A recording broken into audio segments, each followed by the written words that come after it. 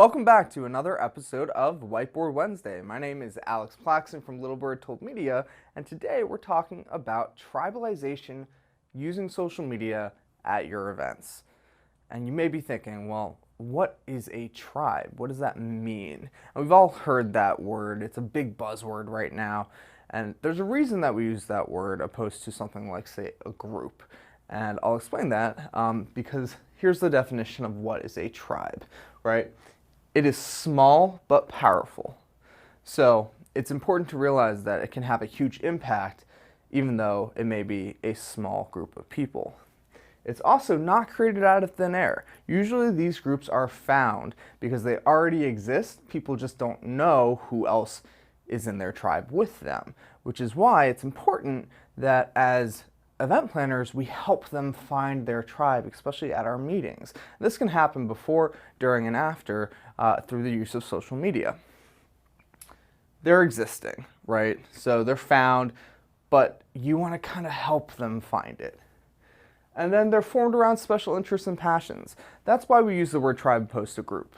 If I just counted it off 1, 2, 3, 1, 2, 3, 1, 2, 3, and I said all the ones over here, 2's over here, 3's over here, it doesn't mean that they necessarily have the same special interests and passions. They're just a group, right? So there is a difference between a tribe and a group. Now you may be wondering what tribes exist at your meeting. Well, here's a little trick that I use when I talk to my clients about what tribes we are trying to use or find in our meeting, and that's look at your name badges, right? Most of our name badges already have tribes existing on them.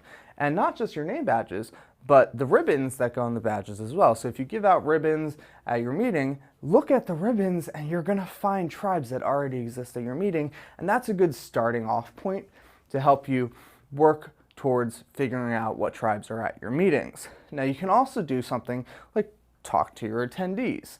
Figure out what tribes they think they're a part of. Now, if you're an organization like an association, you may have tribes of members. If you are a corporation, you may have tribes of customers, right? Now, suppliers are a tribe, speakers are a tribe, VIPs are a tribe, first-timers, students, right? Young professionals, seasoned professionals. All of these are tribes that exist at your meeting.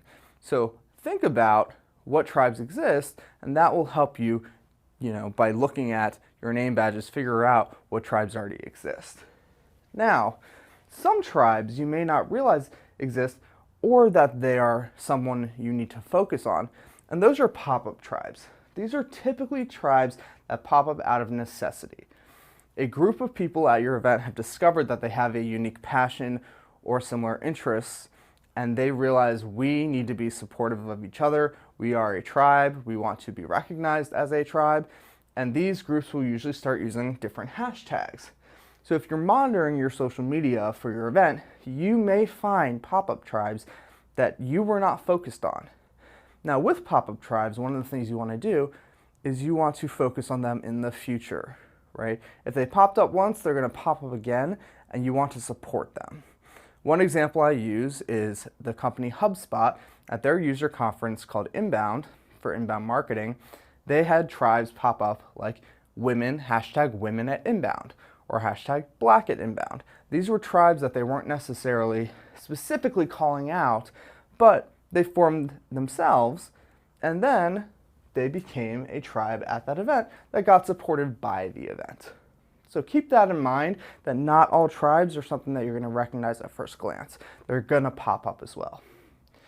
Now, where to begin in this process of helping to support tribes? First, you need to identify the tribes, which we've already done, right? And you make a list of what these tribes are. After doing that, you want to quantify how many people are in these tribes. Is it a big tribe? Is it a small tribe, right? Now, just because something's a big tribe doesn't mean that you should focus more on that than others, because you want to determine their wants and needs. And a big tribe may not have as many needs and wants as a smaller tribe, a smaller, more focused tribe.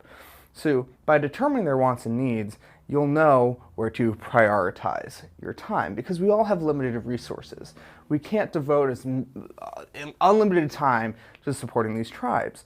So you want to prioritize which ones are most important to you and your meeting, right? So you want to identify them, quantify them, how big are they, then determine their wants and needs, and talk to them, right? Don't be afraid to talk to these people who are already recognized in these tribes, because it's very difficult to figure out their wants and needs if you don't talk to them. Put out a survey, do a focus group, right? Talk to them, figure out what their wants and needs are, then prioritize them based on the amount of resources you have available. And lastly, you want to target for new members. Remember, this is helping them find their tribe at your meeting. Well, if you don't tell them these tribes exist, they may not realize that they're a part of the tribe, right? So you can target them and you can send them emails. You can send them mailers, right? Old school. Don't use social media to tell someone to use a hashtag, because if they're not already following the hashtag and they don't know it exists, it's very hard for them to know about it, right? So use traditional form of communication, email, actual mailers, put it on your website.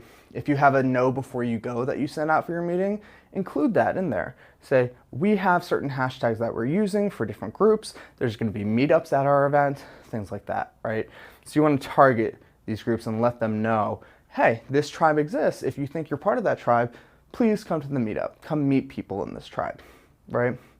And that is part of the tribe journey, right? The attendee journey. So you want to take a journey map. For each of these tribes, you want to create a different journey map for the users. And it starts with discovery, right? We talked about sending emails, mailers, things like that. That's that discovery phase. That's where the customer is figuring out, okay, this exists, right? Now that I know it exists, you want to engage them. So it could be use the hashtag, follow the hashtag, join a Facebook group, join a LinkedIn group, right? That's being engaged, attending the meetup at the event. That's that engagement phase of the journey. Next is conversion. If someone puts a ribbon on their badge that says they're part of a tribe, they're telling the world, I'm part of this tribe. They've been converted, right? That conversion process. If they attend a meetup, they're part of a tribe. That's part of the conversion process. So once they've engaged and they're willing to say, yes, I am part of this tribe, now they're converted. They've fully said, I'm here, I want to know who else is here as well. So you want to reward them, right? And that's the last phase. Now, how do you reward them? There's different things you can do. You can give out swag, customized swag, right? T-shirts that say maybe the hashtag on it, stickers for their badge. Creating different meetups is a type of reward. Create a LinkedIn group that they can continue to engage with each other afterwards. That can be a reward as well. Or if they just use the hashtag online, that's part of the conversion process as well. Reward them with a like or a retweet, right? That makes them feel good. So the journey map, again, is discovery of the tribe, engaging with the tribe, converting, saying, yes, I'm part of the tribe, and then being rewarded for the engagement and the conversion, right? So that they continue to be part of the tribe and find others to be part of the tribe as well. And that's the journey. But you can use certain people to help with the process. And the secret ingredient for that is micro-influencers. These are people who may not have 1 million followers, right? They're not going to be these mega influencers on social media, but they have high engagement, they have a niche audience, and they're deeply trusted by the people who follow them. So find those people who are already attending your meeting, who you think would be great leaders of a tribe, right? So if you are introducing a new hashtag, if they just start to use it, then others will see that they're using it and start to use it as well. Or do a social media takeover with a micro-influencer, someone who would be a leader of one of these tribes, right? And reach out to them.